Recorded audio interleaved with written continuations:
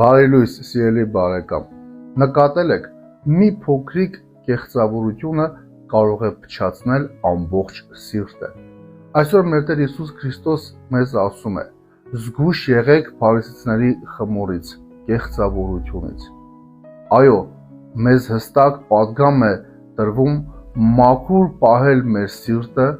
առանց ձևականության, առանց երկակիության։ Այսօրվա պատգամը շատ պարզ է, սիրելիներ։ Խոսիր այնպես, ինչպես մտածում ես։ Գործիր այնպես, ինչպես հավատում ես, թող քո կյանքը դառնա ճշմարտության լույսը։ Աղոթիր եւ ասա. Տեր, մաքուր սիրտ տուր ինձ, որպեսզի ապրեմ առանց ձևականության եւ առանց կեղծավորության։ Օրհնյալ օր քեզ։